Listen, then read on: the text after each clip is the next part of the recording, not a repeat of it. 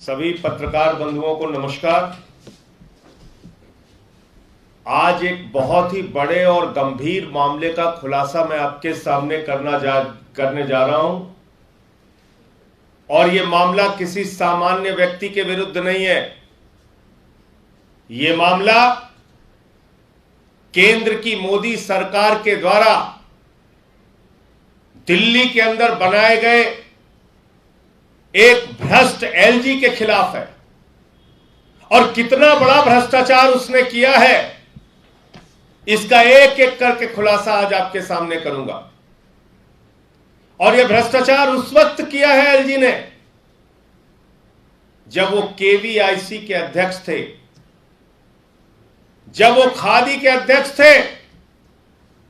उस वक्त एक बहुत बड़ा घोटाला किया है जिसका मैं क्रमवार करके आपको जानकारी दूंगा। खादी के अंदर लाखों की संख्या में कारीगर काम करते हैं जो कपड़े बुनने का काम करते हैं, तमाम काम करते हैं और उनकी संख्या करीब करीब 4,55,000 के आसपास है। 4,55,000 ऐसे कारीगर हैं जो खादी में सिलाई का, बुनाई का काम करते हैं। याद रखिएगा, कोई मामूली संख्या नहीं है, 4,55,000। और इसमें घपला सामने आया। इन कारीगरों को जो भुगतान होना था खादी से, उसमें बड़ी हेराफेरी, करोड़ों की, अरबों की हेराफेरी का मामला सामने आया। कारीगर हाईकोर्ट पहुंचते हैं, कहते हैं हुजूर, तमाम आदेशों के बावजूद, खादी विभाग के तमाम निर्देशों के बावजूद हमको कोई भी भुगतान चेक के माध्यम से, बैंक अकाउंट के माध्यम से नहीं किया जा रहा है। वो कारीगर पिटीशन करते हैं हाई कोर्ट में, पटना में याचिका दाखिल करते हैं कि हमारा कोई भी भुगतान खादी के नियमों और आदेशों के बावजूद बैंक के माध्यम से, अकाउंट के माध्यम से नहीं किया जा रहा है। इसका घपला है, इसका भ्रष्टाचार है। कोर्ट ने कई चीजें लिखा, लेकिन मैं एक लाइन पढ़ के सुनाता हूं। हाई कोर्ट पटना ने कहा, और यह ऑर्डर है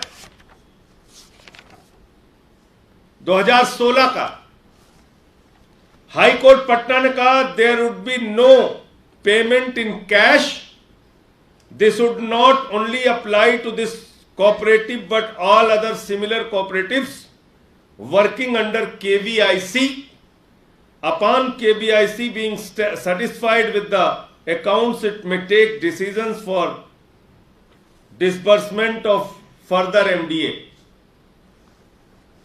ये साफ तौर पे पटना हाई कोर्ट कह रहा है कि कोई भी भुगतान कारीगरों का कैश में नहीं होना चाहिए। कोई भी भुगतान कारीगरों का कैश में नहीं होना चाहिए। यह मैं नहीं कह रहा हूं, पटना का हाई कोर्ट कह रहा है। अब इसके आगे की कहानी सुनिए। पटना के हाई कोर्ट के आदेश के बावजूद, एक आदेश उनके डायरेक्टर का है, यह है डायरेक्टर खादी का आदेश है। यह आदेश है 2022/9/2017 का। 2016 में पटना हाई कोर्ट कहता है कोई भी पेमेंट कैश से नहीं होना चाहिए। 2017 के सितंबर महीने में ये खादी के डायरेक्टर महोदय क्या लिख रहे हैं, इसको देखिए। ये लिख रहे हैं, in order to speed up the settlement of claims it has been decided to extend the time limit by 1 more month। यानी कि 2017 के इस पत्र से, सितंबर के खादी के डायरेक्टर के इस पत्र से यह साबित हो रहा है कि कैश में पेमेंट करता रहा केवीआईसी। केवीआईसी कौन वाला? वीके सक्सेना की अध्यक्षता वाला, जिसके चेयरमैन श्रीमान वीके सक्सेना जी मौजूदा एलजी और केवीआईसी के पूर्व अध्यक्ष थे।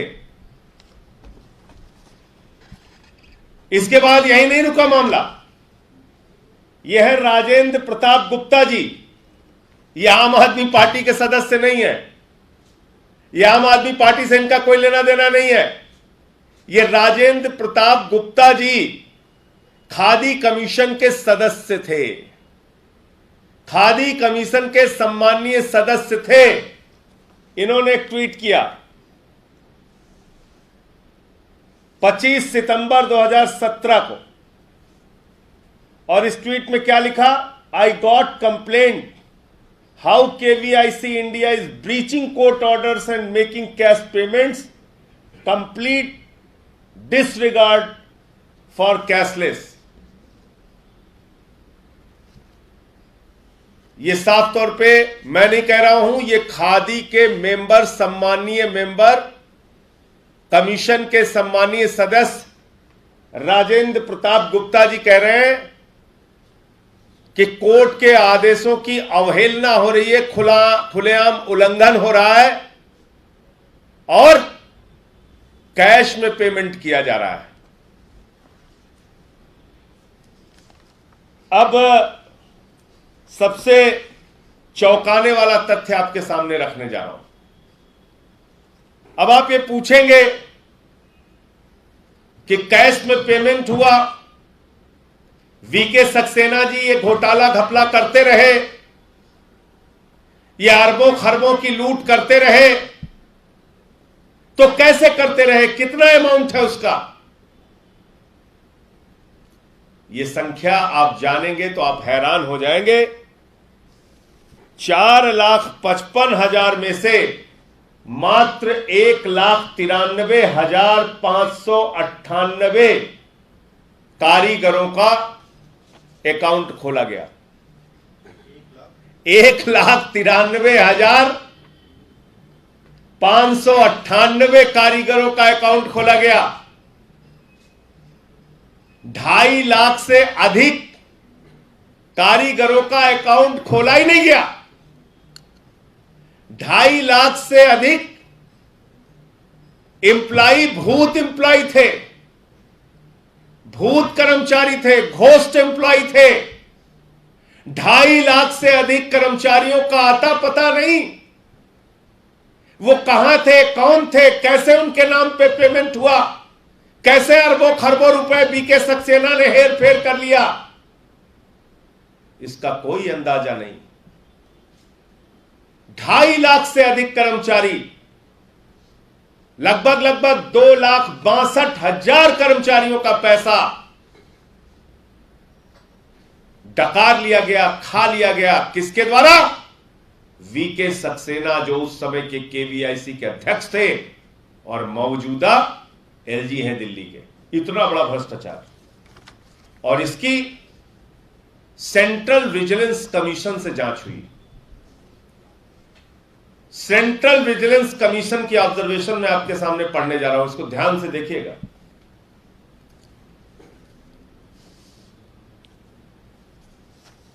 सेंट्रल विजिलेंस कमीशन ने जांच की, पूछताछ की।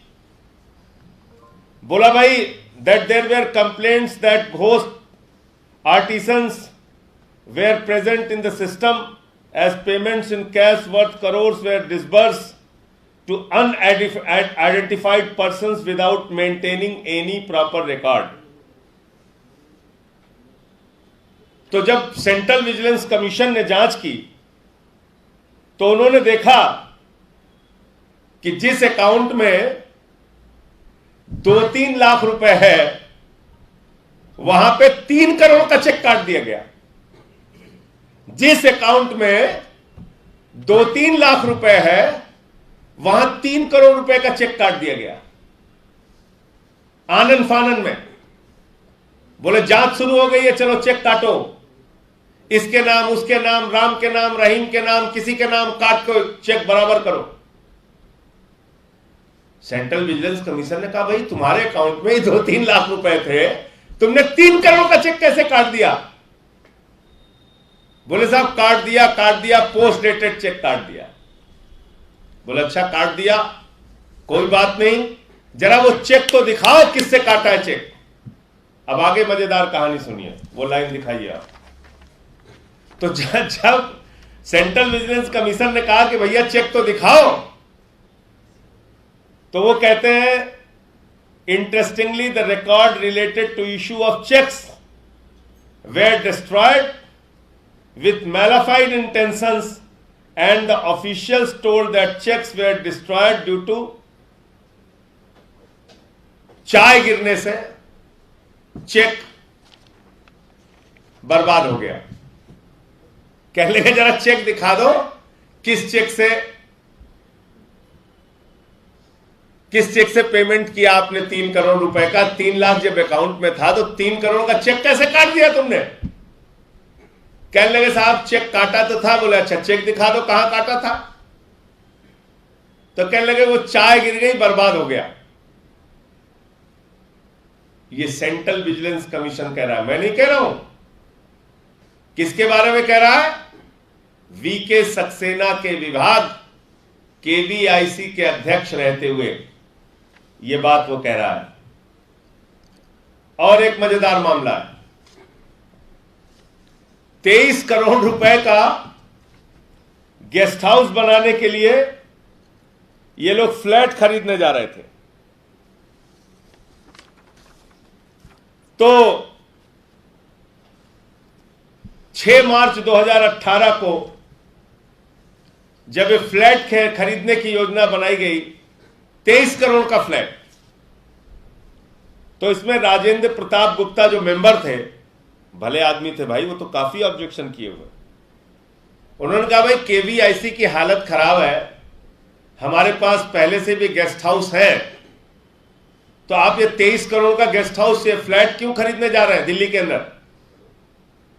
और वो फ्लैट खरीदा जा रहा था खेलगांव में। तो इस पर भी इन्होंने ऑब्जेक्शन किया, राजेंद्र प्रताप गुप्ता जी ने। तो मेरा सीधे सीधे कहना है, इन सारे कागजातों के आधार पर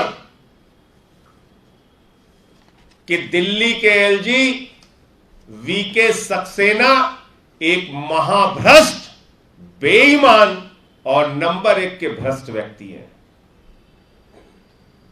नंबर 1 का भ्रष्टाचारी व्यक्ति दिल्ली का एलजी है।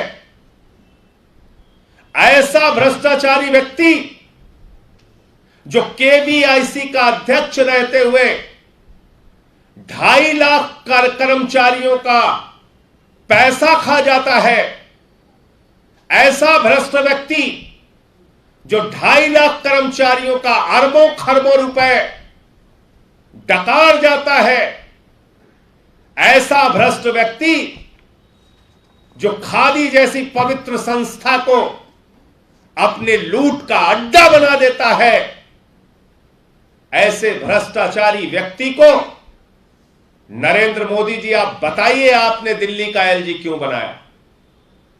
पूरे हिंदुस्तान में एक भी ईमानदार आदमी आपको नहीं मिला। ये 2.5 लाख कामगारों का, कारीगरों का पैसा खाने वाले को आपने यहां का एलजी बना दिया। इसकी सीबीआई से जांच होनी चाहिए, इसके ईडी से जांच होनी चाहिए, इस एलजी को गिरफ्तार करके जेल में डालना चाहिए।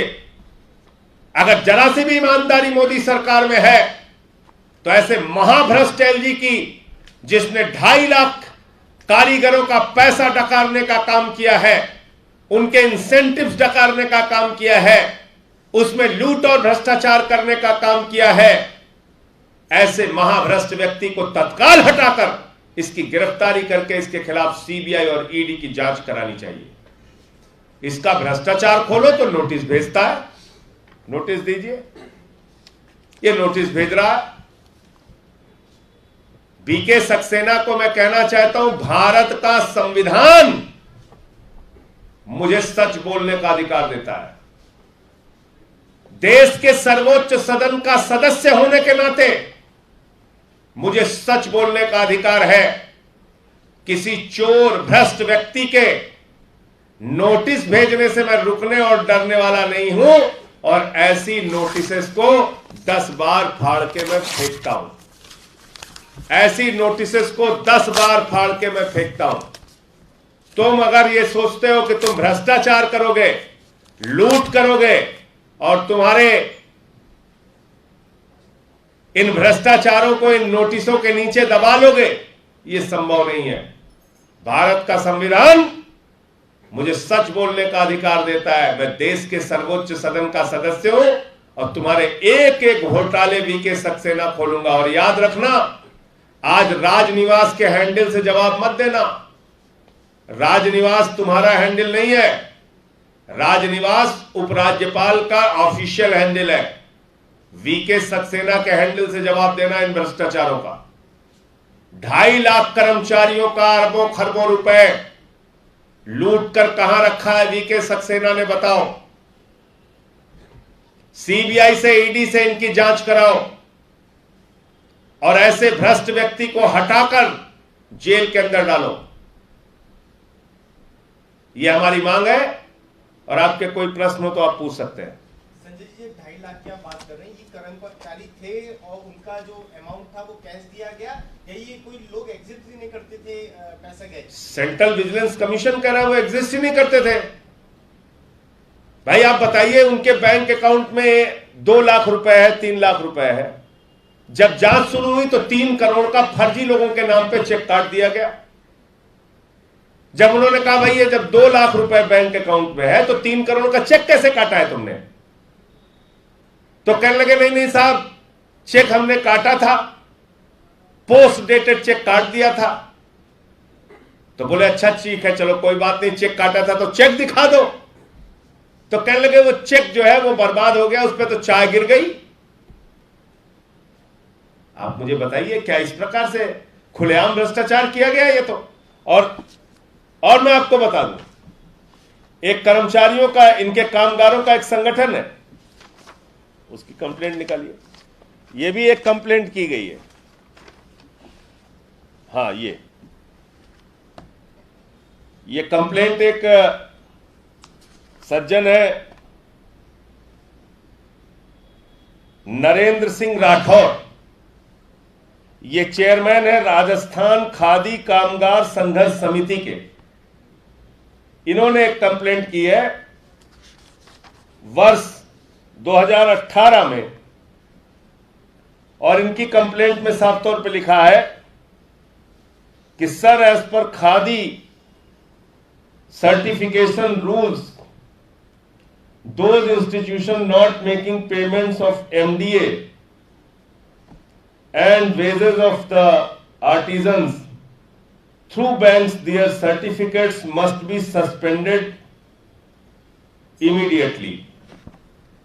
मतलब ये चिट्ठी लिख के कह रहे हैं कि खादी के नियमों के अनुसार जो खादी की ब्रांचें बैंक अकाउंट के माध्यम से कारीगरों को भुगतान नहीं कर रही हैं, उनका लाइसेंस, उनकी मान्यता सस्पेंड की जाए, निलंबित की जाए, रद्द की जाए।